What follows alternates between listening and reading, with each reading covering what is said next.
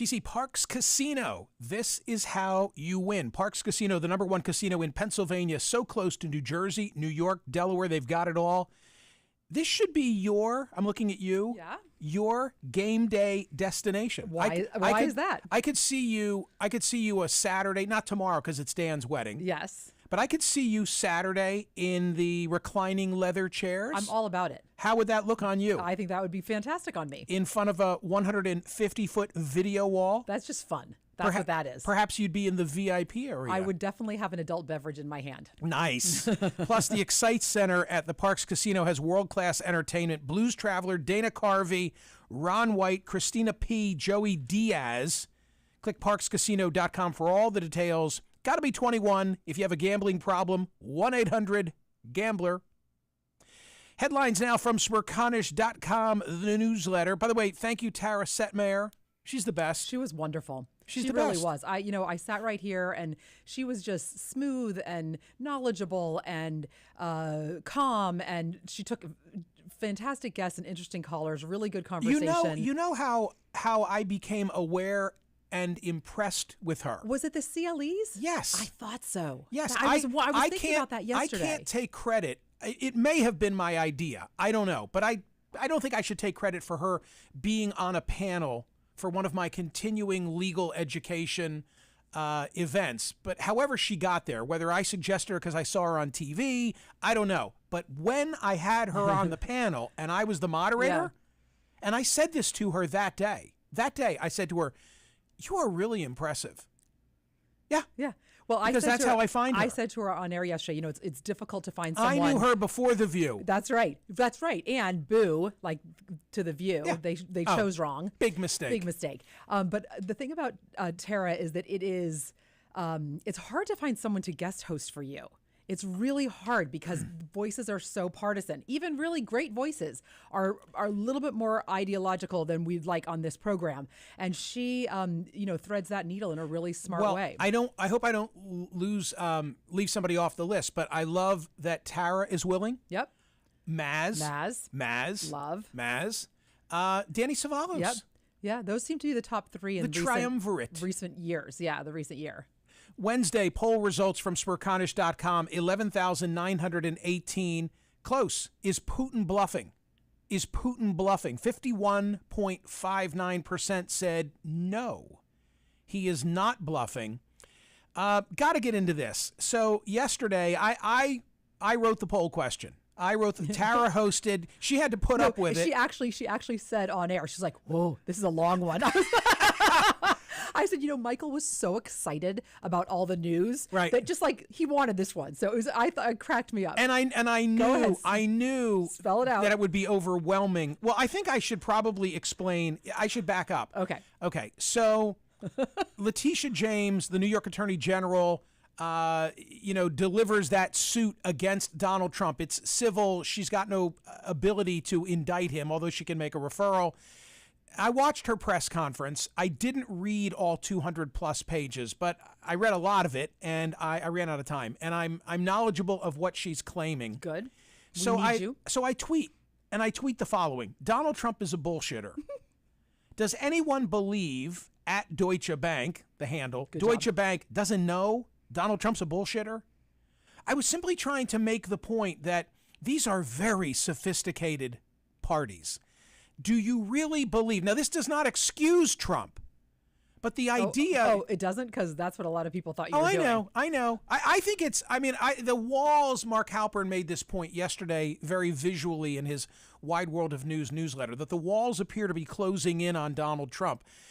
I just think that this case in and of itself is a hard case. And I'm in the minority. I am in the minority. Renato Mariotti, who I have great respect for from Politico. And by the way, TC, here's the way I play. Tell me. Like, I have that poll question. You see where I think it's a difficult prosecution, or I wouldn't have even framed it that way. But I'm giving you Renato Mariotti. Always. The other side of the coin. And what does he say? He said, if I were Trump's lawyer, I would have settled this case in its infancy. He thinks it's a real problem for Donald Trump, and so do many, many others. Wow. But when I break it down, I say to myself a couple of things. Number one, she campaigned on this issue before she had any evidence. about Donald Trump. I mean, in her victory speech, she talked about the president. He should know that we here in New York, and I in particular, we're not scared of you, in her victory speech. I just think it's wholly inappropriate. Is that optics or is that legal, though? Or does it matter? I think it's bad form, a combination of both. Okay, interesting. You don't go out and talk about somebody that you're investigating. It's like Comey and the mistakes that he made. Yeah. What else causes me to say it's a difficult prosecution? He's not an email guy. You're not gonna. He's never write a letter and never throw one away. You're not gonna find records. You're not gonna find some kind of a smoking gun. Also, I'm sure that this disclaimer in his financial statement, which says that Mazars, that's his accounting firm, had not audited the valuations, is something he's going to point to. And also, it's a very subjective process. This valuation, and shame on Deutsche Bank or any of the other lenders if they took his word for it. Oh, it's worth that, Mr. Trump? Okay, here's the money. That's not the way it works. They get appraisals. And also, I think you're going to find that in certain of these instances, he sold the properties for even more than they had been valued. I think that's the case with the post office. I'm not exactly sure. But finally, the point I would make is, who got hurt? He's current on those loans, or he paid them off already.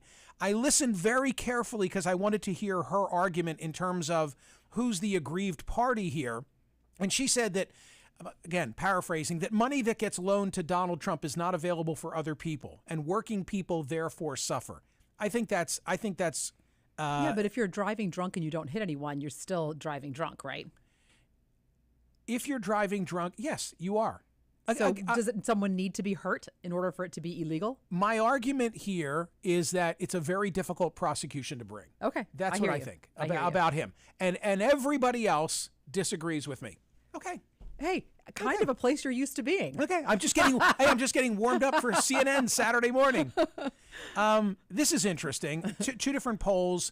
I linked to the one from USA Today. A third of the public does not believe former President Donald Trump had classified documents stowed at Mar-a-Lago. A third. In the New York Times, just polling data, how's this all playing? The support that he enjoys and the opposition that he faces, they're the same. No minds are changing. A lot has happened relative to Trump. That's amazing, isn't it? Right. His support is unmoved. This is New York Times Siena survey. People have the same views of Trump, and they have the same view of Trump running in 2024. Bottom line, 44% view him favorably, 53% unfavorably. And it's not changed. And it has not changed. Lots of analysis also about how finally it's probably catching up with Trump, where he says one thing publicly and his lawyers don't say the same thing in court papers. The judge who's playing an oversight role in this case, Raymond Deary, has had it with that, and he wants there to be like one story. From the Times today, the argument, which came as he defended his decision to retain government documents in his Florida home in an interview with Sean Hannity. That's the one where he can just think of things and declassify them. Like what is it? Kreskin. Yes, like that's Kreskin. what I thought of. You used to have him on the show. I should have said that in a tweet. Damn it. Why didn't I say that? You still can. I won't say it was my idea. He's from Bethlehem, Pennsylvania. Underscored a widening gap between the former president and his lawyers. By contrast, they have so far been unwilling to repeat Mr. Trump's declassification claim in court as they counter a federal investigation into his handling of government documents. Today's poll question at Smerconish.com. Hey, are we going to do the aliens on Sunday? Sure. We are. Sure. Okay. How do you want to word it? I don't know. If aliens, it'll be something. If aliens arrive. If aliens arrive on Earth, we want them to be religious? Do we want them? By the way, is that in bad form on a Sunday? Because I'll probably would you do it? I'll probably go to church on Sunday. It's do I have new to thing. hang my head low? No. Why? You're sure? Yes. If aliens arrive on Earth, do we want them to be religious? Or if there's Sunday survey. Or if there's life out there. If there's life in the universe, if there's extraterrestrial life, do we want them to be religious? It's one of the two. I don't know if they have to land on Earth. Oh, yeah. Okay, I'm just saying. We better work on this, TC. We'll I'm polish this up. Today, are we on air? Today, would the world be more or less safe with a nuclear-armed Ukraine? Drop the mic. That's just a great poll question. Would the world be more or less safe with a nuclear-armed Ukraine? What else did you like in the links today at Smerconish.com? Well, I'll give you dealer's choice. Okay, dealer's choice. I would like to know, because it broke yesterday, and I have not had a chance to discuss this with you. What is your thought on the new CNN lineup, which may or may not be permanent? I guess it's not permanent. It's just until after the midterms. But it feels significant, right? Can you run through it with? Okay, so Jake Tapper is now going to move to 9 p.m. Yes. Laura Coates and Allison Camerata we went with variety. From 10 to midnight, which I thought was interesting. Let's see.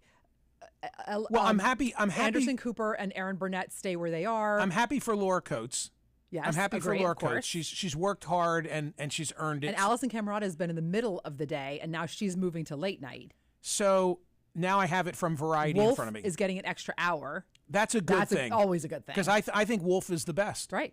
I think Wolf is the best, especially in campaign season. I don't know why I never thought of Jake. I never thought of them moving their sort of superstars to 9 p.m. Like Jake, if they had moved Wolf Blitzer to 9 p.m., I would have been really surprised. So Jake Tapper surprised me. I don't know why. Tapper, CNN's chief Washington correspondent, will host the network's 9 p.m. hour from Washington. Yeah. Camerata and Laura Coates will share anchor responsibilities between 10 p.m. and midnight. I think, by the way, very smart to say, here's our plan through the midterms. Right, I know. It's perfect. It gives it's perfect for whom I do not envy the anchors, though. I mean, yes, would you rather be in the chair than not be in the chair? Okay, yes, but it also feels very much in limbo. Like, I'd rather just have the show. Like Don Lemon and Poppy Harlow and Caitlin Collins have the show. I guess the part that surprises me is that the changes up until now, with all of the attention that's been put on CNN since the departure of Chris Cuomo and Jeff Zucker, right? And then, Licht comes in and all the speculation. Oh, my God, what are they going to do? Right. They're going to turn it upside down. Oh, everything you say on CNN, they're like, he's kowtowing to his new boss, or his new boss is going to fire him, one or the other. Right. So I think the part that surprises me is there's no addition thus far, is there? Okay, maybe that's the thing. So in other words, they're just shifting people around. Right. Hey, biggest news in my world. Yeah. Allison Roman, who you don't know, she's a chef and unbelievable, and I am obsessed with her. I've cooked everything. Is she going to be in the 8 o'clock hour on CNN? She's going to have a show on. She was going to be on CNN Plus before CNN Plus. Yeah, I remember that because you told me that. And I was so excited. Now she's going to be on actual CNN. I'm really excited. Oh, where is she going to be? I don't know. Sometime on the weekend, I guess, like a cooking show. Is she not just cooking? Oh, interesting. Yeah, she's awesome. Yeah, that's the only value I can add is my surprise that there's not a new personality. Yeah. Like, wow, did you hear who came to CNN? No, not yet. I mean, there's a yet, right? Yeah, but is there room at the end? I mean, it seems like changes have been made and every slot is filled. You're the one that taught me years ago when I made some comment like that just because the chair is filled doesn't mean someone else can't sit in it. Could be. Who was that wise man who said that? Exactly. What else, TC? I'll give you another one. I like your first selection. But you're done as soon as you pick one that I don't like. Has your Tesla been recalled? Last night, my wife said to me, as we were riding in my car, has this car been recalled? Okay, so that was a reasonable question. And I said, what are you talking about? And she said, You've been a million Teslas have been recalled. It's kind of a lot of them. And I said, I know nothing about it. When I did my read-in late last night, early this morning, I made sure that I had the Tesla story. So fingers get pinched in the... It's like reversing, Right. Evidently. Yeah. I guess. I don't know. I don't know. Wait a minute. So you would know if it got recalled. I don't. I read the story. I posted the story. I assume I'm in the mix. I just don't know. Tesla said it has spotted a flaw in 1.1 million car windows that could pinch occupants while closing. Pinch sounds like a very small word for what could actually happen. Whenever I give my mom a ride in my Tesla, I'm always like, watch your hand. Watch your hand. For what? Because she gets out of the passenger door and I just see her close it slowly. And I always get nervous about her hand in my car door. Like how long has she been closing car doors? Are you kidding me? How long has she been closing car doors on Teslas? Why is it different? 1 million of them are being recalled. For the windows, not the doors. No, the window. Yeah, the window. The whole thing. Oh my gosh! Evidently, the windows are supposed to stop if there's something in the way. Okay, I gave you. Don't. Look, I gave you. Are you done? I gave you a little latitude. Wow, you're done with me. You're over. Okay. May I recommend Should I turn off my microphone? In a minute, from the Daily Beast. Now I want you involved in this Okay, because you were in my company, not only at Joe Frazier's funeral, True, but also to meet Kelly Preston and John Travolta. Oh yes, in town at that unbelievable old school restaurant. What was it called? There are a lot of Bennies to hanging out with me, aren't there, TC? So many. Joe Frazier's funeral. Not enough to count. Joe Frazier's funeral. Thank God for you. Which was a bigger thrill for you? Meeting Travolta and Kelly Preston? No question. And we didn't even know at that time, Michael, that she was sick. I know. We did not know. It was months later that she died. I liked him, and I liked being in his company. Yeah. I liked him, and I liked being in his company. Yeah, I found them both very charming. So Mike Rinder has been a guest of mine previously. Scientology. Former right. Scientologist. Yeah. And way up. Oh, well, the reason I'm even bringing this and up. And Marty Rathbun. That was the other one. There's like a cottage industry of people who. Former. Yeah. So Mike Rinder has written a book. The Daily Beast has a lot of information about the book. And his job, according to what he's published, is that he was like a fixer. A celebrity fixer. For Scientology. Right. When Marty was dealing with Cruz, I was tasked with the job of helping John Travolta with some public relations issues. He goes on to say that there were allegations that Travolta was gay and that this was going to be problematic for Scientology, and he was brought in to sort of mitigate the quote-unquote damage that would have been done, which included, dropping dirt on the outlets that were about to do it and calling them off. Oh, boy. Realizing the potential PR damage a story of gay sex would have on the perfect Scientology couple of John and Kelly, we dug up dirt on the sources of the stories and threatened the media with lawsuits. The stories were shut down, and I became a trusted person in John's life. Wow. Like, he's telling that story. Wow. So, yeah. And I think Travolta is still a Scientologist. Like, he's still in the fold. Good for him. What do I care? What do I care? Are you gonna start scrutinizing every religion, quote religion, at that level? Weren't the issues like the tax exempt status? Isn't that the issue? They won that IRS battle. Oh, interesting. They right? won that IRS battle. Very yes, they did, and that's another theme that turns up here. Tomorrow, CNN. Looking forward to it already. Tom Friedman. The World is Flat. Tom Friedman, the Pulitzer Prize winner from the New York Times, is going to talk about Putin and Russia. Earlier in the week, he had published a piece that I spent some time talking about here on radio, where he said there are three likely outcomes relative to Russia and Ukraine.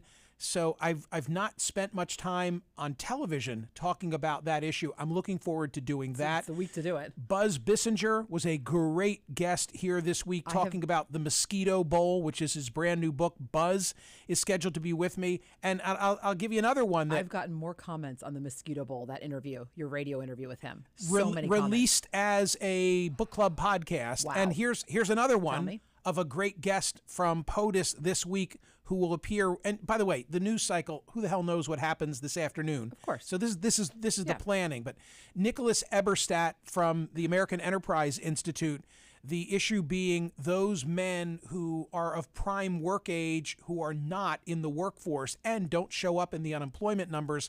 He made the argument here that we're actually at a 1940 Depression era status for people who are not working. Like, we all think we're at full employment, unemployment's 3 or 4%. No, he says we're actually at like a depression level era because guys, a lot of them with disabilities, a lot of them because of incarceration coming out of the system, just are not working and have checked out. So that's kind of the mix for tomorrow, and I'll do a 7:30. Sounds great. Feels very Michael. YouTube live. Yeah, I think so. Yeah. And I'm sure it'll juggle, yield, many tweets and so forth of people who complain to you, and you will share them with me. And as you know, it's a typical Saturday. Right. So in Smerconish land. There is that on Saturday, and there is Dan's wedding. Dan's wedding. I can't wait. So very excited for our colleague Dan. Yeah. Ladies and gentlemen, thank you for listening. Thank you for watching. Have a great weekend, and see you soon.